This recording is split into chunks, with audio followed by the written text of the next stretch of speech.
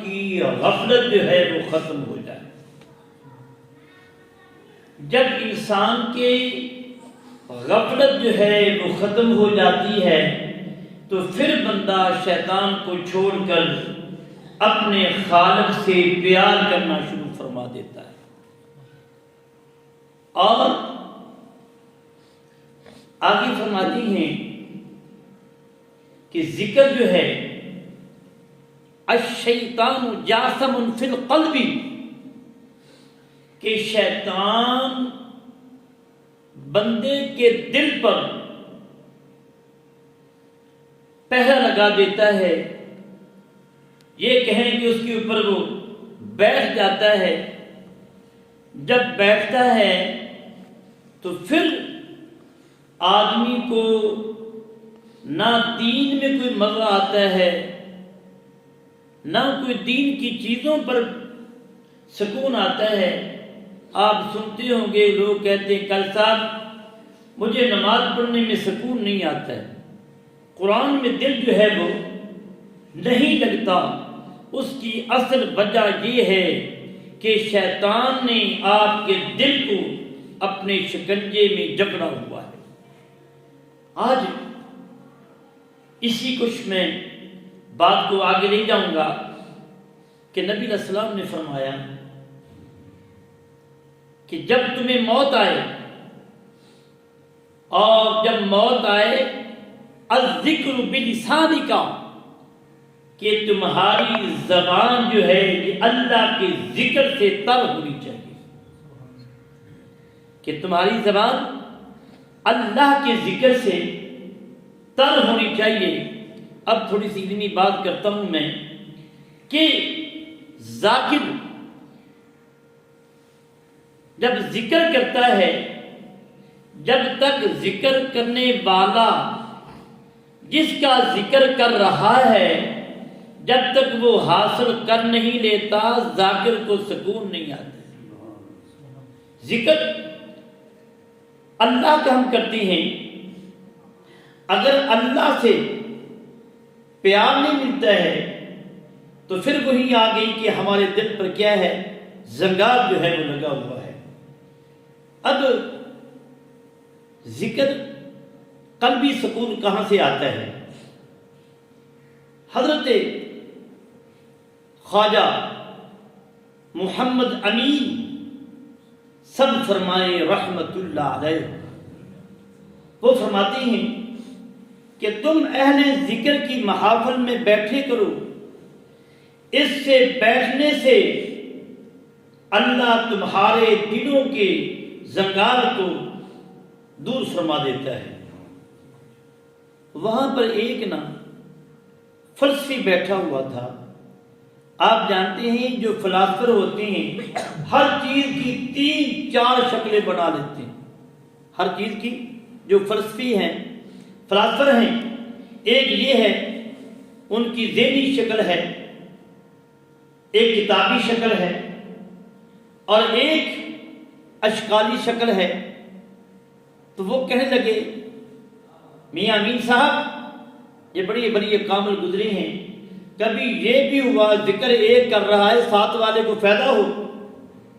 جو اللہ کے ولی ہوتے ہیں جب وہ دیکھتی ہیں، ہمارے یہاں تو جلدی جذبہ پیدا ہو جاتا ہے، غصہ آ جاتا ہے، لیکن اللہ کے ولی جو ہیں وہ لڑتے نہیں ہیں، وہ ہر حال میں ان کا جو پیغام ہوتا ہے اللہ کو راضی کرنے کے لیے ہوتا ہے۔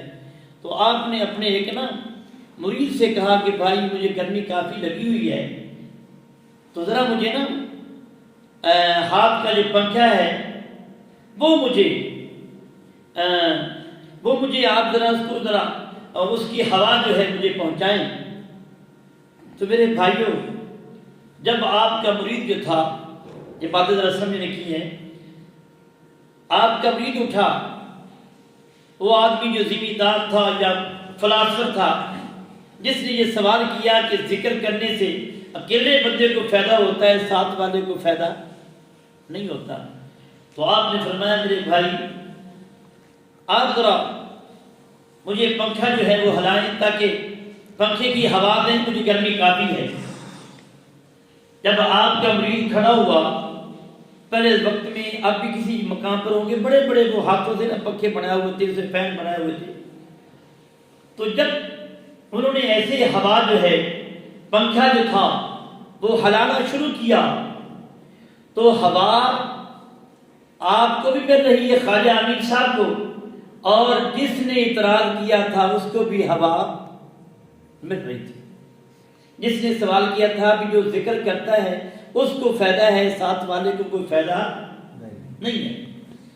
تو آپ نے فرمایا بھائی تو امیر آدمی ہے، بڑا ہے، یہ تیرا نوکر تو کوئی پنکھا جو ہے وہ ہلا نہیں رہا، ہوا نہیں دے رہا، مجھے آپ بتائیں کہ آپ کو بھی ہوا اس کی مل رہی ہے کہ نہیں مل رہی؟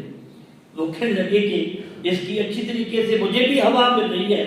فرمایا پنکھا تو مجھے وہ اس کی ہوا پہنچا رہا ہے، تجھے کیسی ہوا مل رہی ہے؟ حالانکہ جو پنکھا جو ہے جو ہوا دینے والا ہے وہ میرا قریبی ہے، تیرا قریبی نہیں ہے۔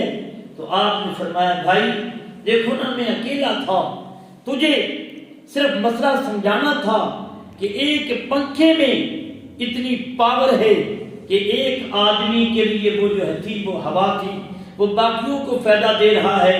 جو ذکر انسان زبان سے کرتا ہے وہ ساتھ بیٹھنے والوں کو بھی فائدہ ہو جاتا ہے۔ اور میں نے حدیث پاک بیان کی تھی نا پچھلے جمعے کہ اللہ کے رحمت کے فرشتے جو ہیں یہ ذکر کی محفلوں کو تلاش فرماتے رہتے ہیں۔ اب آئیں کہ ذکر سے سکون کب آتا ہے؟ جو میرے بھائی باہر والے ہیں، آپ کا آنا بڑی اچھی بات، لیکن ذرا گفتگو سے اوائڈ کریں ان کی آواز سے۔ اب دوسری مثال سمجھانے کے بعد امام رومی کا واقعہ سنانے کے بعد میں جان چاہوں گا کہ ذکر سے اللہ ملتا ہے۔ ذاکر جب تک ذکر کرتا رہتا ہے جب تک اسے مذکور جو ہے وہ نہیں مل جاتا۔ تو آپ قرآن پاک میں اللہ فرماتا ہے الا بذکر اللہ تطمئن القلوب، توجہ کریں ذرا بھی، الا بذکر اللہ، طلع میں کرو تھی باہر جا کے مدین دیکھ لو، اسے منی دیکھنا نہیں پتا، میں آپ کو دیکھ رہا ہوں، چہرہ مبارک آپ بے توجہ نہیں فرما رہے۔ تو اب ایک نقطہ سمجھانے کے بعد پھر اگلا میں اپنی بات شروع کروں گا۔ قرآن میں آتا ہے الا بذکر اللہ تطمئن القلوب، اللہ کی یاد سے دلوں کو کیا ملتا ہے؟ سکون ملتا ہے۔ تو کبھی آپ نے دیکھا ہوگا کوئی اپنا بڑا کنواں دیکھا ہوگا آپ نے کہ وہ بارش کا پانی جتنا بھی آ جائے، مثال دے کر آگے چلوں گا میں، بارش کا پانی جتنا بھی برسے اس کی برسات کی چھینٹوں سے قطروں سے کبھی جو ہے وہ کنواں بھرتا نہیں ہے۔ برسات سے کنواں بھرتا نہیں ہے، لیکن کنویں کے اندر جو سوتے ہوتے ہیں، جو سوراخ ہوتے ہیں، اس سے پانی ہمیشہ وہ نکلتا رہتا ہے۔ اس سے اس کے پانی سے کنواں جو ہے وہ آباد رہتا ہے۔ سوتے جانتے نا آپ، اس کے درمیان سے وہ جو نیچے سے وہ نکلتے ہیں نا، جب وہ اس سے نکلتا ہے تو نکلتا رہتا ہے۔